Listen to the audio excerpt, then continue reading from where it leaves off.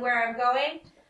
Today, guys, we got to switch chairs, though. I am not the interviewee. I am the interviewer. I'm really excited because this is just a piece of my journey, and one day, Gigi, we're going to look back and we're going to see my very first time interviewing somebody. But ladies and gents, I'd love to introduce the strongest woman I know. This is my grandmother. We call her Gigi, but her name is Margie. Thank you for coming, Grandma. Thank you. Perfect. My idea behind this podcast is truly I want the opportunity to highlight strong human attributes that are in everybody. And like I said, my grandmother is the strongest woman I know. But Grandma, we're going to take it way back, okay? We're going to take it all the way back. And I'd love to hear a little bit about where's your childhood, Grandma. Where did you grow up and what was that like for you? Well, first of all, I was born in Ventura County, California. And at my early age, I'd say around 4 maybe, we moved to Elko, Nevada, where I lived my life until 2009 when I moved to Vegas. We lived on the south end of town. I remember we lived I'm going to take it back to California, though, Grandma. Can you tell me a little bit about California? No, because I don't remember nothing. No. But okay, so tell me what did you first remember? If you watch my first podcast, you know that I am from Elko, Nevada. But I am the third generation. My grandmother and then her mom were the first. So many generations grew up in this small town. So we call it Southside. That's right. So Grandma, tell me some of your fondest memories or your earliest memories of growing up in Southside. Or in Elko in general, because I knew it wasn't Southside. Now, Elko in general, like I said, I lived there for many, many years, most of my life. Lived on the south end of town, as always. That's where we're all from. I went to school there at Southside Drive, or Southside Elementary. I can just remember a lot of the buildings that are no longer there that I can recall as a child growing up, or even as a young whippersnapper. I can remember some of the stores and buildings there. They're no longer there anymore. Yeah. And like I said, I had a good life. I was there with my mom, my grandma, and 5 of us kids. 5 of us kids, Grandma. Tell me what home life looked like for you guys as a young child. Like, what was that like? What was growing up like, and in general? Growing up, it was a regular childhood life. It was a tough life. Mama, like I said, was by herself with 5 of us, and Mother worked at the Vogue Laundry, at the time Troyer City Laundry, where I also met my husband. Yeah. I met him in 1960. In 61, we were married. Mama had 5 of us, and she raised us there. My grandma was from Chihuahua, Mexico, and she became a U.S. citizen, and she stayed there with Mom and helped take care of us kids while my mother worked. So you too grew up with your Gigi? I did. Yes. Yes, I did. Yes. What was that? What was everyday life like back then? Well, back then it was, I really don't remember a whole lot of my years back then, but playing out in the field, baseball with some of the neighbor kids. Yeah. And I still remember to this day that hill is no longer there. Like I said, I grew up and they went to school there. I remember Grandma had us washing clothes in a wringer washer. Yeah. Building a fire in a coal wood stove. I love those stories. I love those stories, Grandma. And really, we had some really downright great home-cooked meals on a coal wood stove. Yeah. And to this day, you'll never see me, you'll never catch me doing beans in a crock pot like I see people do today. I put my beans on early in the morning. They cook the whole day through the way I was taught. Yes. Us kids always like Grandma had like these fireproof hands. She's able to flip for tortillas and pull them out of the enchilada sauce. And she doesn't get burned, and let me tell you, it's hot. But it probably takes it back to those days, I imagine. Yes, and speaking of that, I remember having to make tortillas before for dinner. Yeah. After school, I'd have to make tortillas. And when I started going with your grandfather, when we started going together, I was 15 years old. At Vogue Laundry? Yes, well, City or Troy Laundry at that time. Yeah. We was going together, and Grandpa used to always come in a Jeep to pick me up so we can be together, and he'd really look at my mother, and he says, Becky, has Margie ever chores done? No. Then he'd split out of that house and go and leave me there. He was a gentleman. He would not take me unless I had my chores done, and he'd check with my mother first. Yeah. So that's how it was. Tell me about some school life with you and Grandpa. Did you guys go to school together? We did. We both never finished, at first, but we went back together. Went back in 1973, I believe. I went back to get my GED. I struggled with that. And Grandpa would say, if you finish your GED, I promise you, honey, I will go finish mine. Oh. Well, it just so happened that we did it together. But this was after babies. Yes, this was after babies. Yeah. And then in 19... So I want to take it back though a little bit. Okay. So before they finished, that was a high school GED together after... Yes. After how many Adult high school. Yes, after how many babies, Grandma? All 4. All 4. I love that. All I love 4. that. And Grandma and Grandpa, I remember Grandpa saying that you had no radio or something. So you had 4 kids before the age of 20, right? Grandma? Right. Yeah. By 20, I had my 4th child. Yes. Yes. And again, I can't stress enough that the idea behind this podcast is to highlight strong human attributes. So when I just think of words for my grandparents, I think of family and I think of home. My grandparents had an incredible way of making a house a home. So you had your 4 babies. I had my 4 babies. I had 2 born in Oregon. Jimmy and Debbie born in Oregon. And I came back in Elko and I had my other 2. All right. And then what was everyday life like with all these kids running around? Grandma, tell me a little bit about that. Well, I can honestly say it was very much of a busy life. And there was really no time to sit glued to a TV. Yeah. Can't run the casinos. Can't run the streets. You're stuck. Yeah. And we didn't have... You weren't even of drinking age yet. No. No. I couldn't do nothing. Yeah.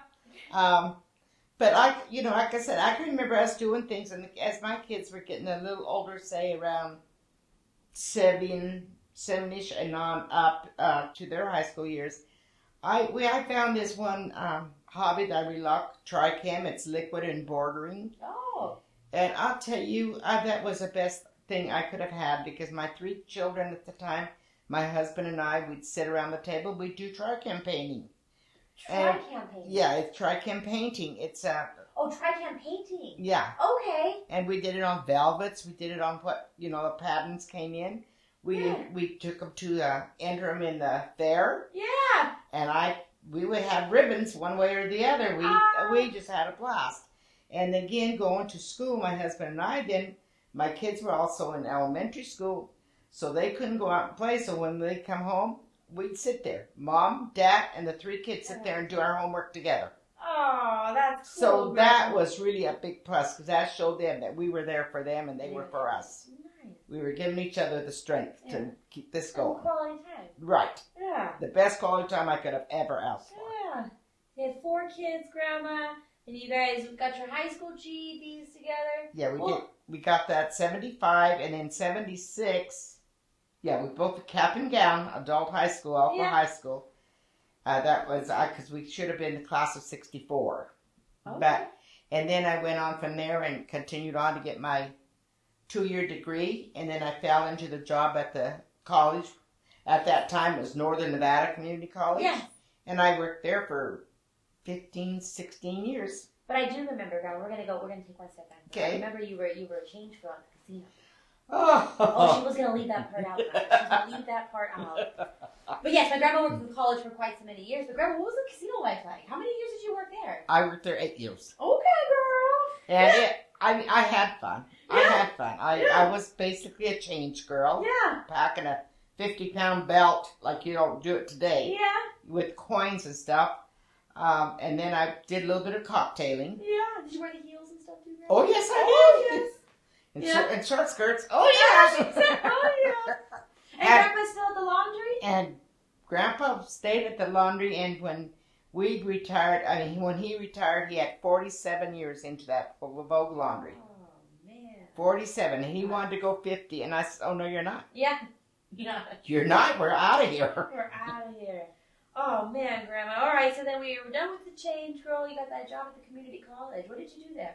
I started out working as a student worker. Yeah. Running what they call the Gestetner machine, where you run all the paper through, for quizzes or whatnot. And then I ended up doing secretary for the instructors. So I'd be typing up their tests, running copies so they can give those tests out. Yeah. Help grade them. I helped grade GED testing. They had me monitoring GED testing. Yeah. And then eventually I fell into the working financial aid until I retired. I was going to say, you worked at the college for many years, I remember. Yes. How many years, Grandma? Worked at the college Yeah. 17, 18 years. Dang, a lot of people can't say that anymore. Yeah. You went to Vogue Laundry, almost 50 years, Yeah. and 17 years at the community college there in good old Elko, Nevada. And the same home from 71 when we bought it until we moved. Yes. Oh gosh, I love that home. Yes, Yeah. many memories. I in miss it. it. Yeah. I miss it. Oh, Grandma, what are some of your fondest memories, or what would you tell the young mom with all these kids running around? How did you instill? Well, I know that I heard many stories of like my dad and then my grandpa and grandma would remind us of like the moving of the bricks and the karate and the boxing and there was lots of sports involved. Like you said, your kids were always busy. You were always busy. We had my daughters. Both of my daughters were in Brownies. They Yeah. went into Brownies and after eventually Girl Scouts. Yeah. My son was a Cub Scout, went up to Boy Scouts. Then eventually he started this karate, and he went to regular boxing, the Golden Eagles Boxing Club of Elko. Yeah, I like these stories. I got his shorts. I have Yes. the shorts that great grandma made. Yeah, Yes. your great grandma made those for the team. Yeah. Yes. And you guys would go. Was it Grandpa a coach or was he a? Grandpa was a judge, He was a judge. That's what he was. and I was secretary to the club. Yeah. Was my daddy pretty good at it? Oh God, yes. Oh Oh yeah, I was proud of that boy. Did you get nervous growing up? Oh yes. Oh yeah. And Grandpa, of course, when Jimmy, your father, when he would get into the ring, Grandpa would disqualify himself from being a judge, making it so it It's was fair. yes, Yeah. only fair for him. So he'd get out of that when he was boxing. Yeah.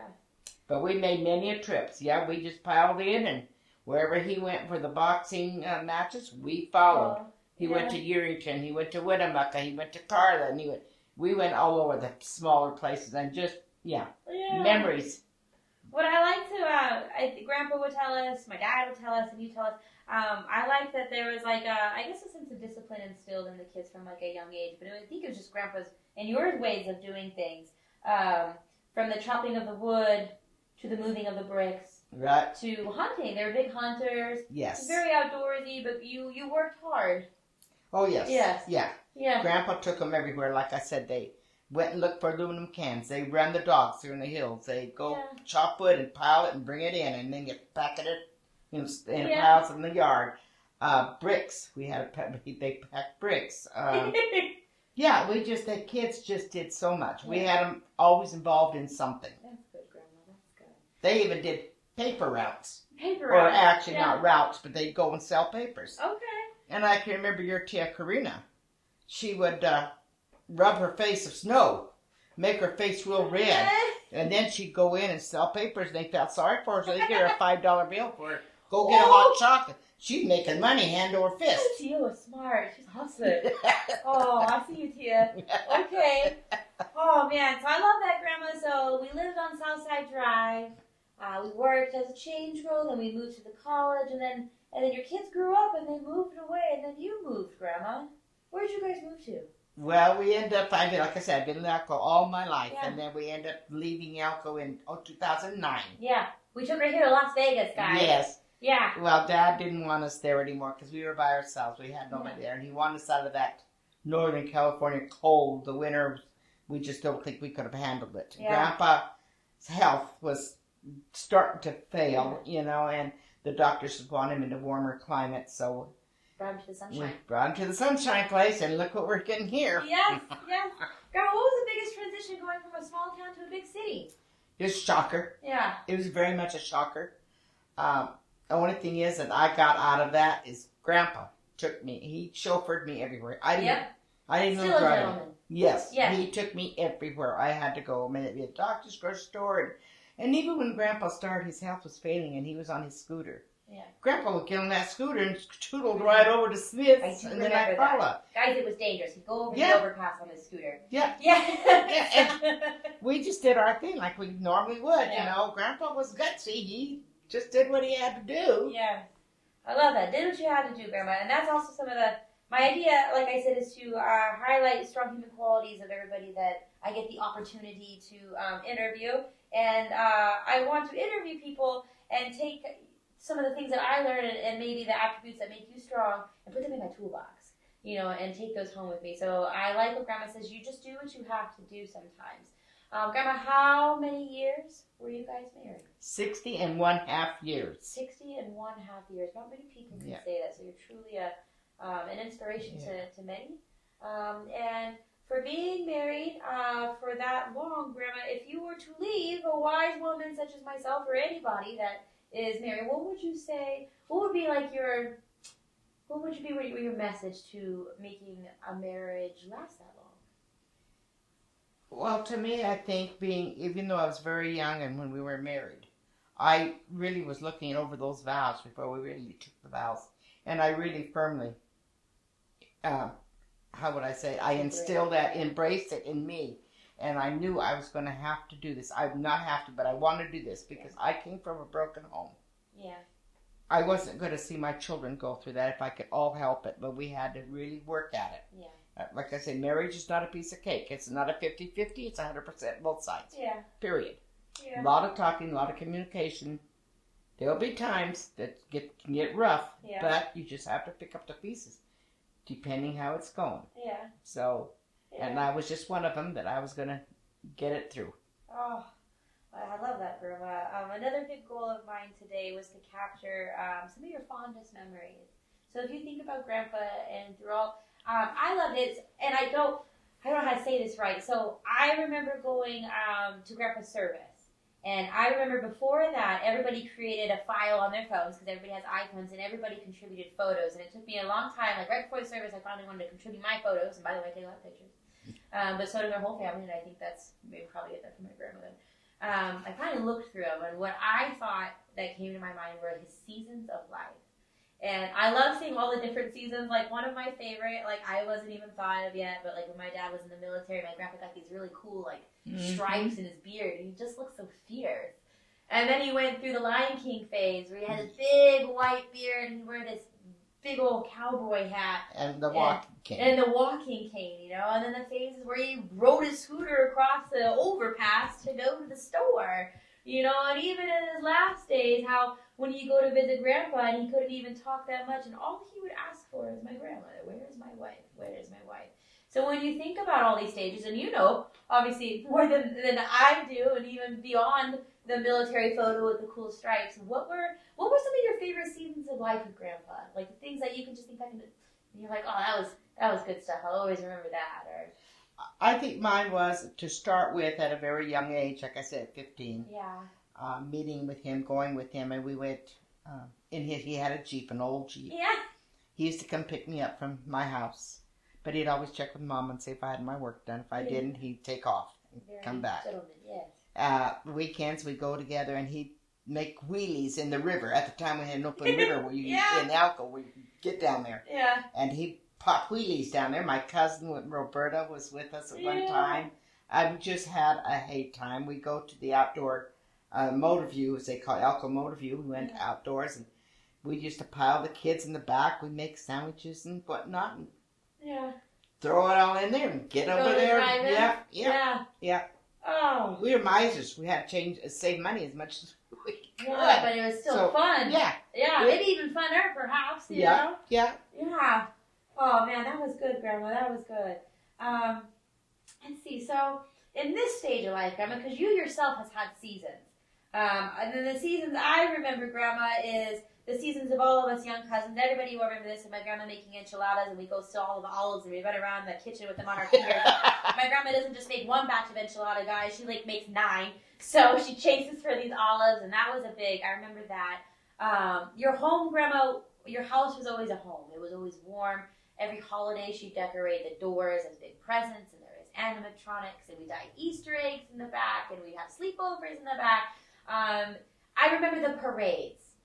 The parades were fun. Grandma had a big green van, guys. We all grew up in this van, and we'd all sit on the roof. Did we sit on the roof, right? If I remember right? And that's something that I miss, like in the big city, is the park fairs and the local parades and stuff like that. That really is a pretty cool culture in small towns, I suppose. So those are some of my fond memories. And Grandma, in all your seasons of life, this is a new seasons of life for my grandma. And this is something that I love to share too, because I always want to help those that are where we were or where they're going. I think my grandma's mantra, maybe I can't think of mantra for you because that's not how it works. But you've told me this before, because I made a quote on it and I put it on my website one time. I remember this. Is you just have to do what you have to, or I don't remember how you put it. Yeah. But you just have to do what needs to be done, or something like that. And do it right away, or you forget. Or you forget. Yeah. Yeah. You just got to get it done. You know what you got to do. Yeah. It's a matter of getting it done. Yeah. Yeah. So my grandma she gets up every morning, guys. She takes her dogs for a walk, whether it's rain or shine. She loves those dogs. She's good to them. They're good to her, and it keeps her healthy. Not to mention. I love my grandma's idea of cooking, home cooked meals. And you've always cooked for Grandpa. You always took care of him like that, and that was important to you. And you always fed all the kids, and we always had it was like she cooked for like an army, right? And so, and it's like off topic, but I talk about nutrition and stuff, but that was what real nutrition is for me. It's a dining experience versus the science diet that people will get into, and stuff. But nutrition and food in general was for all of time was a cultural thing where you would gather in whatever your culture was, and you would dine together and you'd enjoy these foods of your culture, I suppose. And so I love that we always sat at Grandma's table, and you would make us eat all of our food. But Grandma always cooked, and I that's just some of my fond memories, Grandma. And so in this stage of life, Grandma, I have to say I think this is one of your strongest stages of life. And my grandma said my grandfather chauffeured her everywhere. So now, guys, she drives in Las Vegas. And I pulled out of her apartment complex to take her here, and it is dangerous. And so I commend you, Grandma. I was like, Grandma, you do this? She goes, well, I turn to do a U-turn, but I get out. Oh, dang, And so that's like something that I hope to share is like, and I don't know if I'm saying this right, but in everybody's path or in everybody's journey or life story that I get to help develop or tell or in your own personal journey, there's always there's highs and there's lows, right, Grandma? Yes, there is. Yeah. Yes, there is. And you have to remember them, and you have to sit and take time. And I think oftentimes I don't take time. And then, or if I do hit a low, you have to ask myself why. And I'm reading this book right now that everything happens for a reason. And these little things that happen in your life for you to grow from. And so, from coming from a small town, Grandma, you grew when you got into the big city. Huh? I did. Yeah. And then you grew again when you had to learn how to drive yourself around this big city. Yeah, because Grandpa always drove me all over to my doctors. We went to the doctors together anyway. Yeah. But we did everything together. And now, when he went home, well, I'm pretty much either do or die. Yeah. You get up and you do it. And I just figure I'm not ready to sit at home 24/7, 365. I'm not ready for that. Yeah. I need to move on. And I need to go grocery shopping. I need to take care of my needs, Yeah. It was tough. And there's times that I turn my way around, that I feel lost, that I pull off, and I'd sit there and I bawl. Yeah. Trying to get it together and figure out what am I doing? Where am I at? Yeah. And then I said, okay. So then I get back going on the road. And I'm just remembering watching very closely all the roads, the streets, and the ones that I recognized, I knew right then. I like as you said, you sat there and you thought for a minute. That's like reflecting, right? If we sit and we think in the moment, some higher power is trying to tell you something, but we don't always pay attention. Right. So I love it that you're like, I just thought for a minute, and then I go. Yeah. Yeah. And I think another strong human quality, Grandma, is that that you feel your emotions. I try to tell you that, Grandma, grief is beautiful in a sense because you love my grandfather with your whole being, and that's beautiful. And I don't know what I'm trying to say. I'm trying to say is we just show up, and I think sometimes people can get stuck. Either you get stuck in your ways, or you just get stuck because life gets hard. But another strong human quality of my grandmother is just it's not my mantra, guys. It's that she gets to pick her own mantra. Is that you just do what you have to do, though. You get up and you do That's right. That's right. And I just know you, buddy, that you do it for family. You do it because there's still people waiting. There's still people here. Right. And I commend you for that, Grandma. Well, actually, that's what keeps me going and keeps me positive right now. Yeah. Like I said, I lost the love of my life that I've had all my life, per se. I've never been alone, even after I met Grandpa. I was with my mom, and then from him, I went right to my husband, and we've been together, like I say, 60 plus, and it's just hard. And all of a sudden, you're all by yourself. You don't know where to go, what to do.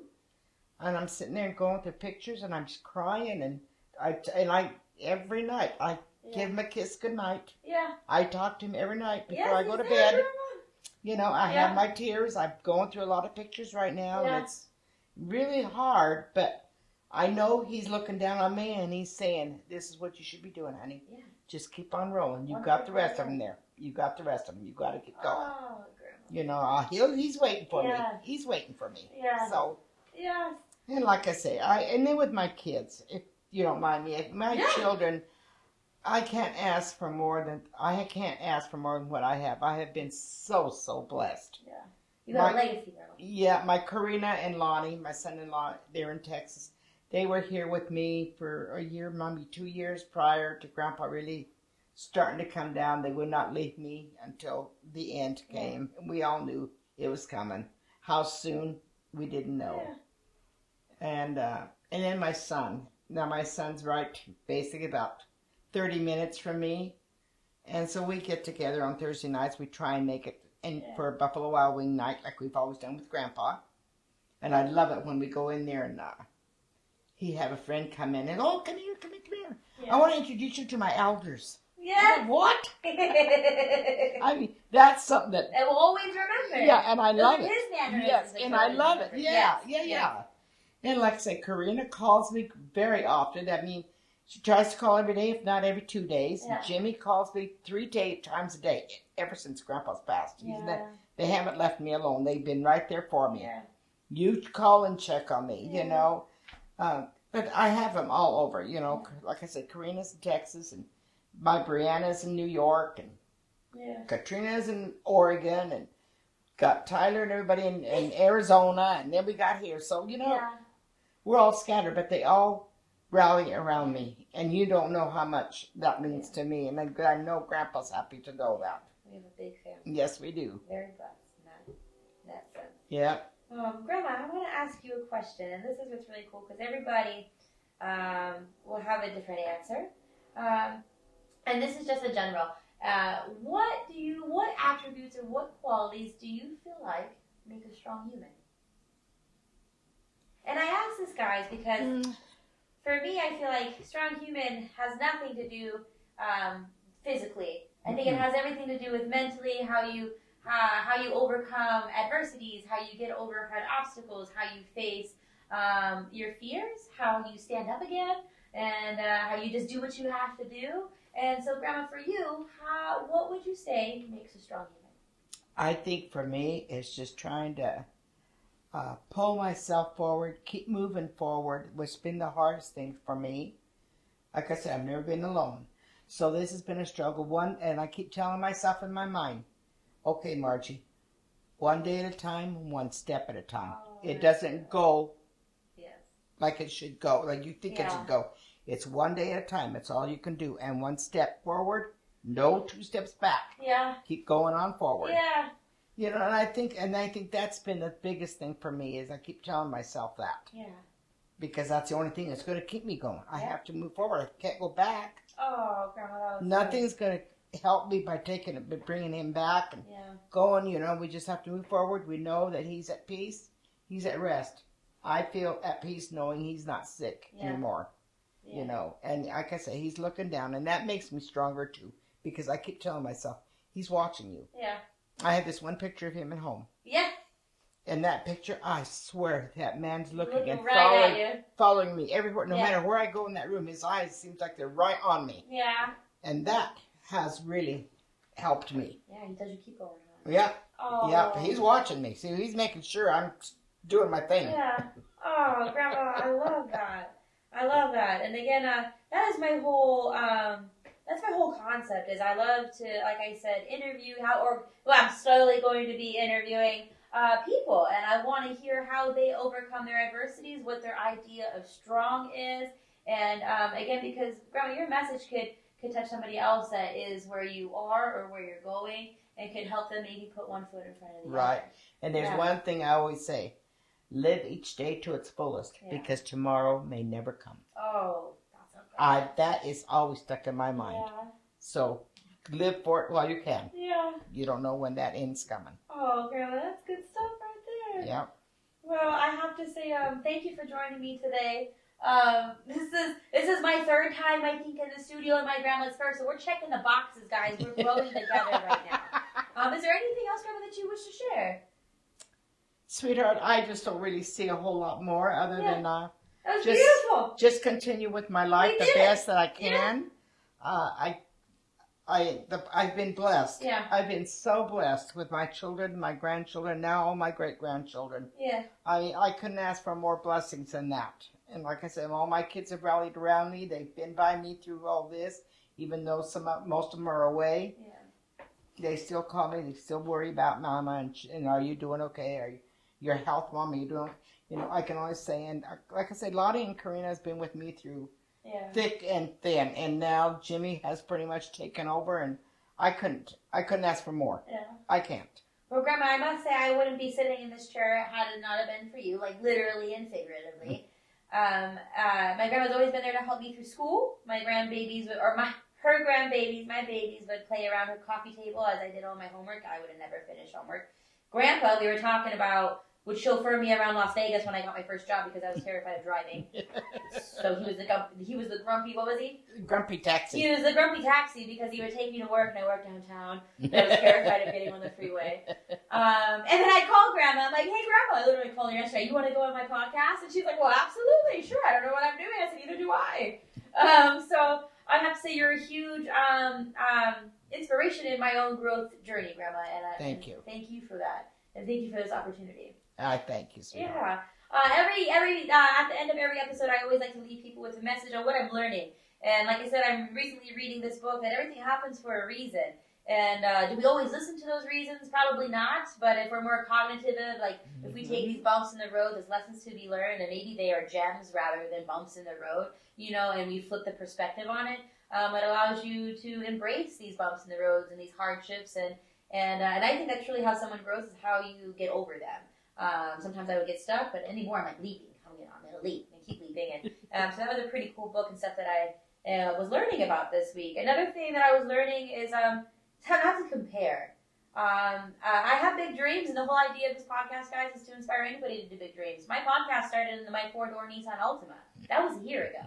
So now I'm like a year later, and I get to interview guests in this beautiful studio, and I'm like, well, shoot, man, where can I be in 5 years now? You know, and that makes me really excited. And sometimes I get really caught up in like maybe the social media feed, or you see these people on TV, but I'm looking at their 1,000th step. This is my 3rd step, guys. This isn't my first. We just said the Nissan Altima was my first. This is my 3rd, perhaps. But I try to just take a step back and just realize that I have grown, and I figured things out.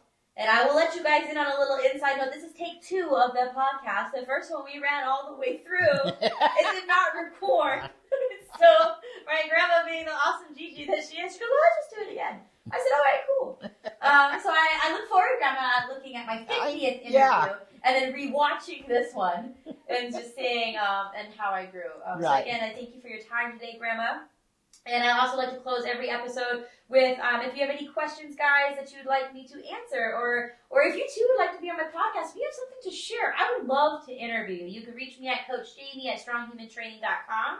I am working on big endeavors. I just launched a Eat to Live masterclass. It's going to be going live March 28th. The idea about it is to bring culture back to the table, real food back to the table, and to enjoy the whole idea of nutrition versus making it the science side thing. I launched a free mini course, so however, February 28th, navigating the grocery store, because essentially that's where it all starts, is what you put in your shopping cart. Right. And a huge, inspiration is just bringing traditional family food back and enjoying each other's company and everything around the table. But anyways, my YouTube channel, guys, you can find us on YouTube. Jamie Electric, no bullshit. Grandma doesn't like that.